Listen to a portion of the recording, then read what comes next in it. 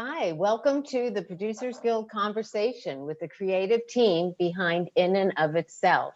We'd like to thank our friends at Hulu and Strategy PR for making this event possible. It is my pleasure to introduce In and of Itself writer, creator, and performer, Derek DelGaudio, and multiple Emmy winner and executive producer, Tom Werner. Gentlemen, welcome. Thank you for being here, and please take it away. Okay, well, thank you, Kyle. Just before we started, I was telling Kyle that it's really been a privilege to work alongside of Derek on this show. I've done a lot of shows in my career, and I really consider this to be really one of the most remarkable achievements that I've been involved with. And part of the reason that I'm excited to talk to Derek tonight is that I'm going to start with a story and then really throw it to Derek. But Derek starred and executive produced and wrote a brilliant theater piece that played for a couple of years in New York. And I never imagined that it could be translated as well as it has. I'm assuming most of the people seeing this interview have seen the film. And so I'm going to start by asking Derek sort of, because it's more than just a translation. Many shows that are on Broadway or off Broadway, people bring in cameras and they film it. And, I'm thinking about Hamilton or Bruce Springsteen on Broadway. But Derek, you had a vision of how to translate this piece that you wrote and starred in, that and elevated it actually by making a film. So tell me a little bit about sort of what your thought process was, because it really was an achievement and it was much more than a translation. Yeah, well, thank you very much, Tom, for everything. And I had a unique perspective in the show in that I saw the audience every night, which was a luxury that no one else had. And so I saw something in them that made me feel that it was worth at the very least capturing. We've worked together before this show, that I've never really felt the need to capture or film the work that I've done live. And that's because it normally doesn't translate well to that medium. However, with this performance, I saw something in the audience that I really had never experienced before. And I thought at the very least it was worth attempting to capture that. And if we could show a bit of my point of view, in terms of literal point of view of what I was seeing, it might elevate it to be something else, and to give people an understanding of what was actually transpiring in that room.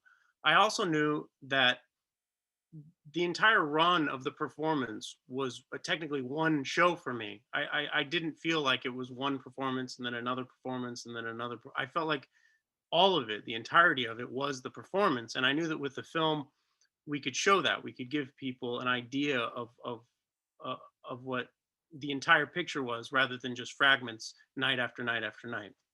And there were also elements that are almost too impossible to believe when you see them live and you're able to discount them or think about the wrong thing. For instance, the sequence of the letters, or the person coming back with the book. Oftentimes there were people who would think that that was someone who worked for us, or and they only had one opportunity to see one performance, and they couldn't confirm their speculations or anything like that. So they were just forced to wonder what was true and what wasn't true. And I think with the film, because of the close-ups, because of the ability to show multiple nights, show the same circumstance for multiple nights, people were able to understand that these things really were true, which really changes what the show is for people. And I thought for the film, we could show those things and we could, in a way, make a more authentic experience. I want to get into that a little bit, because one of the things that did strike me, and you were so brilliant about it, is to weave together, as you said, multiple people from the audience. I don't think I can remember a film in which the audience was used as part of the story in such an effective way. When you think about most reaction shots of an audience, in film or television, they're really just used really as a reaction. But you really have been able to weave this so that this is really part of the story itself. Yeah, well, they really were the other half of the equation. And we knew that early on when trying to rehearse the show without an audience. It just became very clear that they were the missing piece. Most shows, even if they do involve audience participation, it's not necessarily necessary to continue telling the story. And for this, they were part of the story. They were the other half of the equation, and so it was really important to highlight that. I'm sure a lot of people who watched it, were all professionals who are Emmy voters. They were curious about how it was shot. So can you just tell me and tell the people Sure. watching this, how many performances did you shoot, and a little bit about the technical part of this? Sure. We shot 5 whole performances, a standard capture, like you would a normal theater show or concert. But we also shot, I would say, close to 50 versions or 50 segments of different shows. So we had cameras in the room for probably around 50 shows, and captured various parts of it, and then it was a matter of stitching it together. In the end, we had over 100 hours of footage that we had to comb through, and Frank and I watched every single second of footage we had, cataloged it, organized it, and there were a couple of performances where we had a steady cam because there were a couple of shots that I knew I really wanted, and the only way to get it was with a camera on stage. So we took the hit for those performances, and we got the shots we needed, and those shots thankfully made it into the performance. So I know you mentioned Frank, and we all know that Frank Oz was the director of this. So I know he's worked with you. So what were his contributions, and how did you work with him? Uh, Working with Frank was a transformative experience, to say the least. He works in a way that I've never on a depth at a depth that I've never experienced before with someone. He really is trying to bring something to life at any given moment, and if anything reeks of inauthenticity, or he used to say, "If I catch you acting, I'll kill you." And so he was there to keep me honest, and also because there's not a straightforward linear narrative, we had to make sure that something carried us from the beginning to the end. So these weren't segments. It had to be a smooth sail all the way to the finish line. And we did that by creating basically an invisible narrative that is never spoken, but it runs through me and through the audience. And Frank was always looking for that and making sure that even though I wasn't speaking, or even though there wasn't a story to be told, there was a story inside of me, and that would resonate inside of them by the end of it. One of the things that makes it so compelling is that you're a great storyteller. So I'd like to know a little bit about sort of what the intention was in the beginning, because you and I have talked a lot about what it's about regarding identity and regarding appearance versus, how someone views you versus how you view yourself. But what was the germ of this? Was it because I know many of the people have also read the book, which is behind you. But what was the driving idea of this? uh, Trying to understand who I was as an artist, as a creator, and understanding the limitations, both self-imposed but imposed by society, and then understanding the struggle that other people go through in terms of their own identity, whether it be the identity that they have within them or the one that they're given by the world at large. And it was just I would say a theme. That sounds reductive, but it was something I was exploring, and it just struck me as something I shouldn't just explore. I should run towards the fire and make it the work instead of just being something I'm reading about and thinking about. I should just try to make something that embodies these things that I'm struggling with myself. And it became quickly apparent that this is something that everyone really struggles with. The idea of how you see yourself and how others see you, and when there's a disparity between those two things.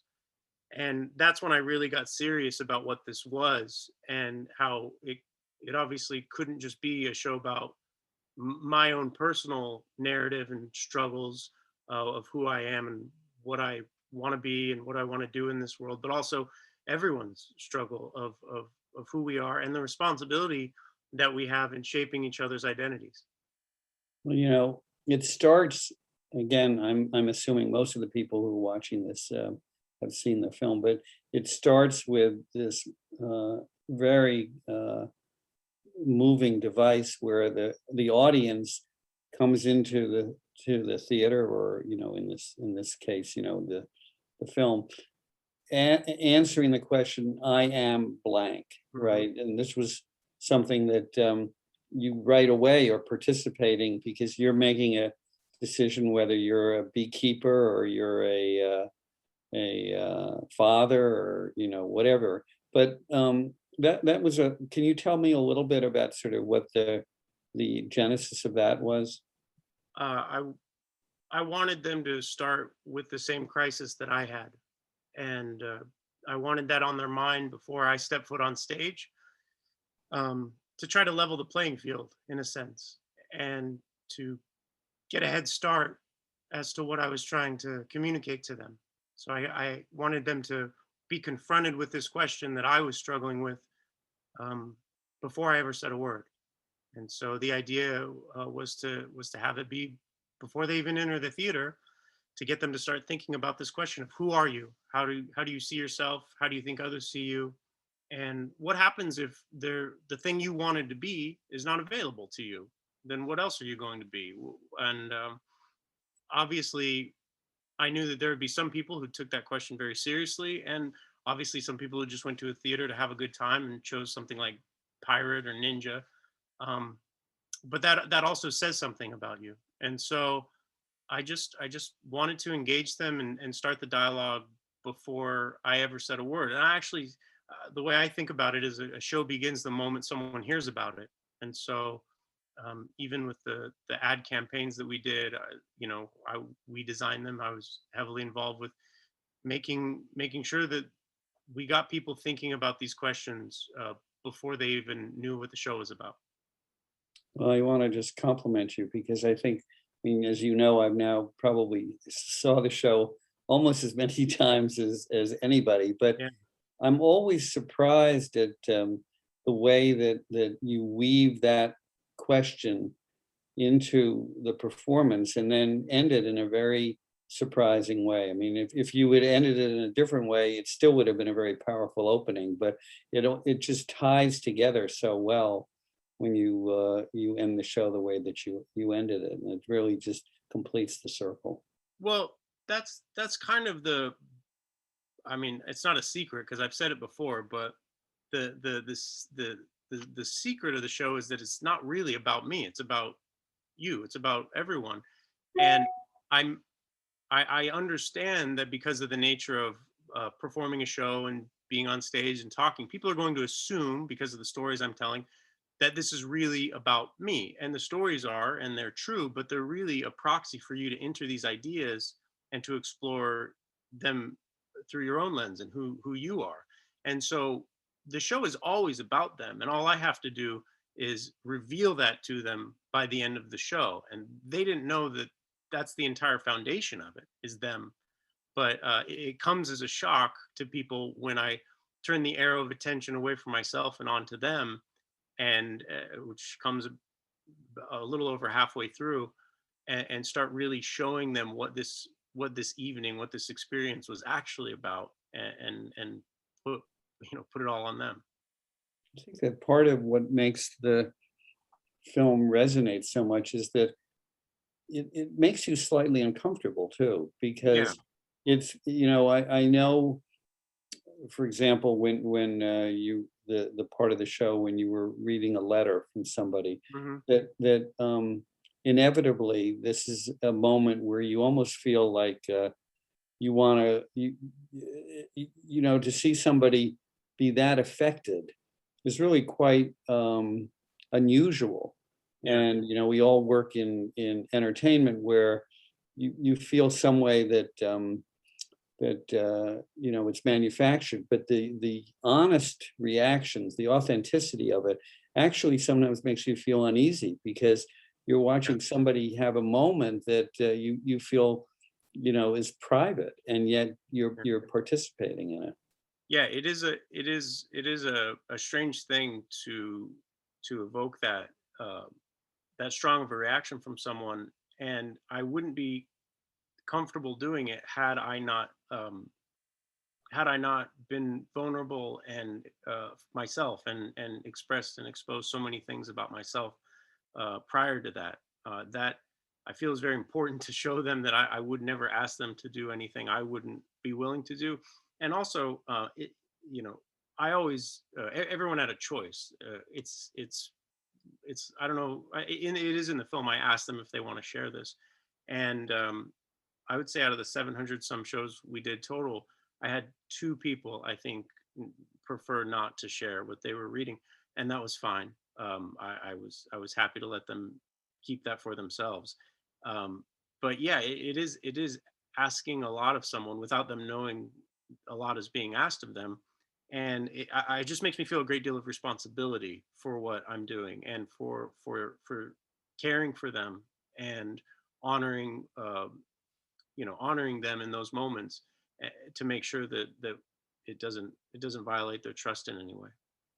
Well, it's so admirable, because I think the audience feels your respect for them, and that you know we've all participated in things where somebody asks you to come up on the stage, but Sure. this is, you're really asking someone to be vulnerable and to share something that's very personal to them. And I really, as I said, I think that part of what makes this such a remarkable film is that I don't really remember.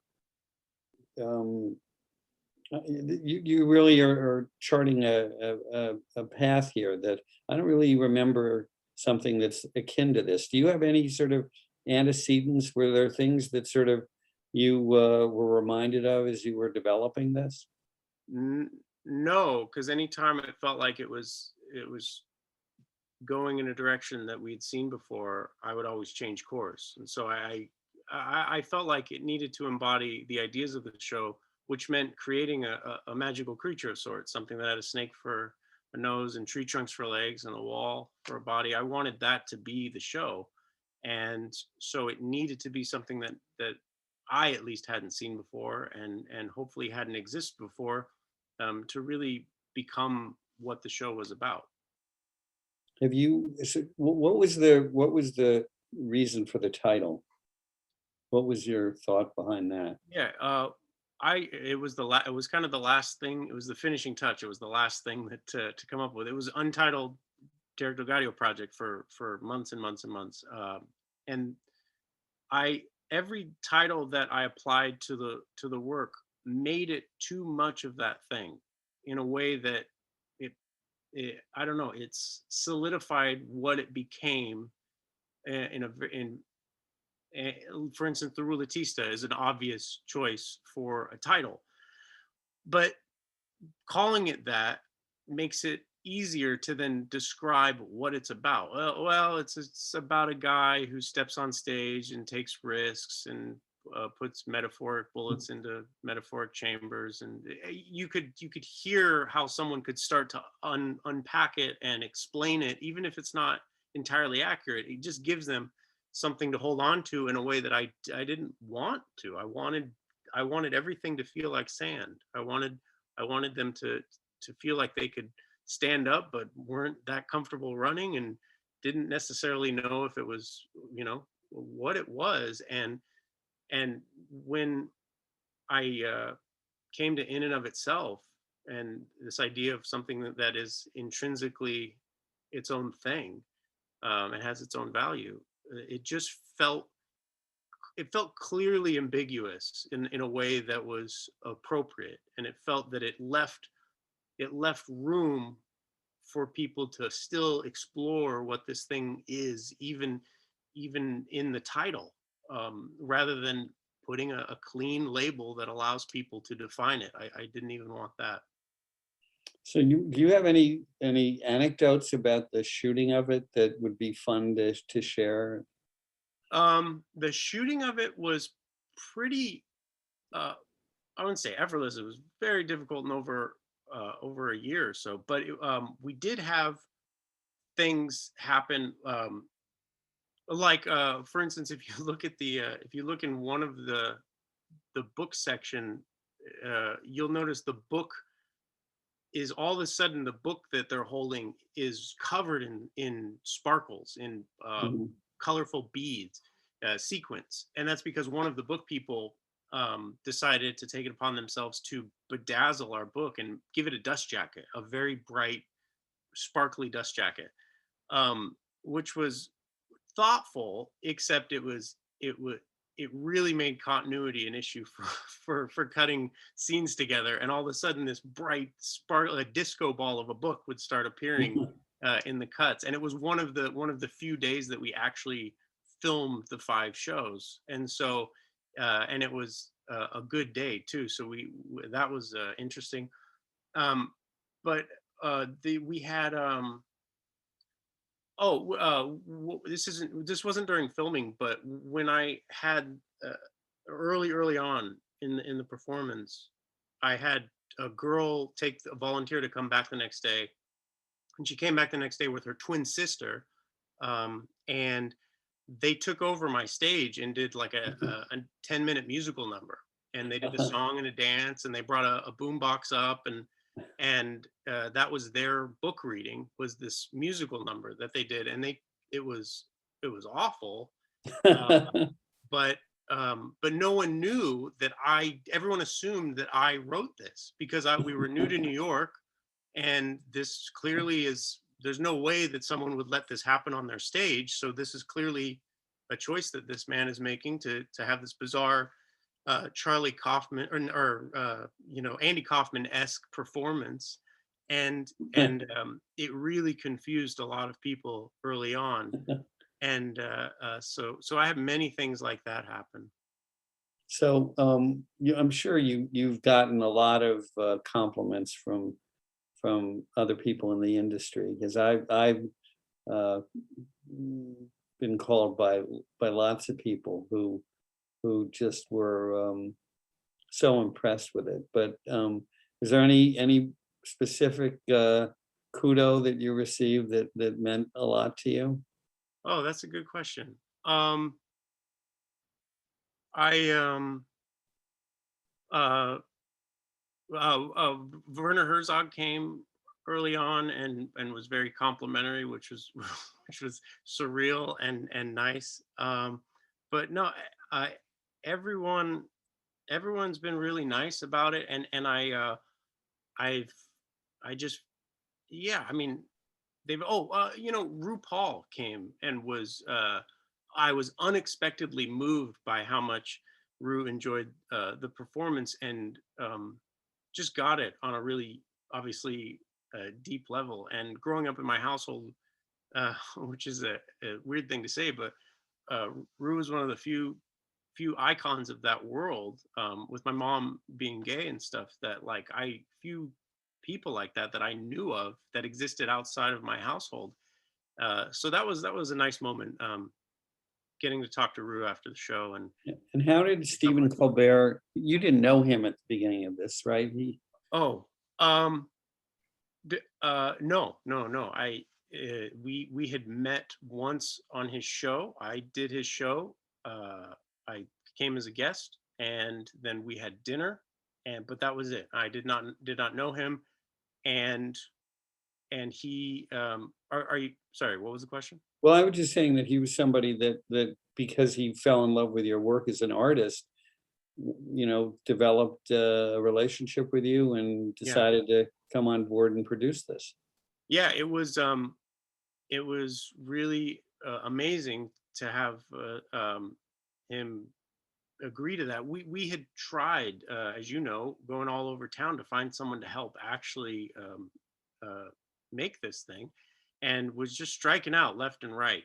And you were holding my hand through it, um, explaining the process to me. And this is the first time where I was really, trying to pitch a movie. And we had struck out at a few of the major places, and Showtime was next on the list. And I knew that CBS was Showtime, or the same company, and so I felt comfortable enough, emailing or messaging Steven and saying, "Hey, we're thinking about bringing this to Showtime. Do you know someone we should talk to over there?" And he immediately said, "Me. Can I help?" And I was like, "Sure, of course." And so he shepherded it to Showtime, and they didn't really know what it was. Like everyone else, they're like, "We like the show, we think it's great, but we don't know how this would ever translate to film. But someday after you make it, we'd love to see it." And so we were very disappointed, and I don't know if maybe Steven was surprised, or because he's their golden boy. But he said, he called me and broke the news that sorry, they're not interested. But he said, "But if you would allow it, I and Evelyn, his wife, would like to help you do this, and regardless of who else wants to help." And so they did kind of a amazing thing where they stepped up to the plate and said that they would help us make it without any other help, with the exception of you and Daryl. So it was really a remarkable thing that they took a chance, and like the rest of the show was made early on, people taking leaps of faith and believing in the work. They really believed in us, and thankfully it worked out.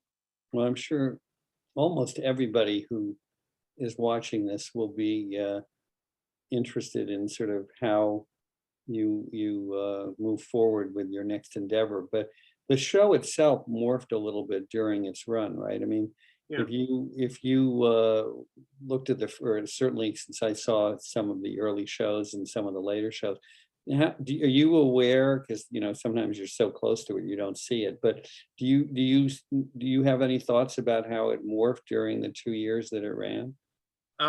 Yeah, a friend of mine who saw it on both coasts, after he saw it in New York, he said it's twice as good, and I have no idea why. And I thought that was a perfect way to describe it. And the reason is, I was able to, when we first started making it in LA, it was like building a bicycle while riding it. So it was clunky for me because I had a lot on my mind, and I was thinking so much, and it was so mentally taxing, that I wasn't able to connect to the work or the people in a way that I and Frank knew that we should. And so it took me getting the show in my bones, really, to start to be able to see a kind of another layer to the work, and then to be able to access that layer was where the work really came into play, and where I really had to dig in and focus. And it's the unspoken parts. It's nothing. It's the script was pretty much the same. The pieces may have adjusted a little in terms of sequence, but it was the silences in between. It was the intentions of things. It was the finding the heart of it, and making sure that every word I said was true, even if it took me longer to say it. One of the things Frank would say is, don't open your mouth until you have to speak. And so I needed to get to a point where I really understood that and trusted it, and was okay with silence, and okay with no applause. These are things that, growing up as a performer and someone who's been in front of audiences, those are not easy things to get used to, even if it's your intention. And so it was just kind of understanding the frequency, and it took time to find the right station for the show to be on. But once we found it, it really resonated with people. I think that you summed it up brilliantly. I just for those people who haven't had a chance to see it, you really are in for an exceptional experience. And again, I just want to reiterate what an honor and privilege it is to be working with you on this project. I think that it was emotional, it was funny, it was authentic, it was heartwarming, and it resonates with everybody who I've seen it has said afterwards how much it resonated, and that's a real compliment. We live in a world in which you know, there's very little that is really as exceptional as this piece of film. So my hat is off to you. I think I'm excited to I'm hopefully that you'll be recognized for this with the voters, and I, as a audience member, look forward to whatever you're thinking about next. Well, I appreciate you and all the support you've given over the years and your friendship. So thank you very much, Tom. Okay, thanks everybody for watching. Thank you.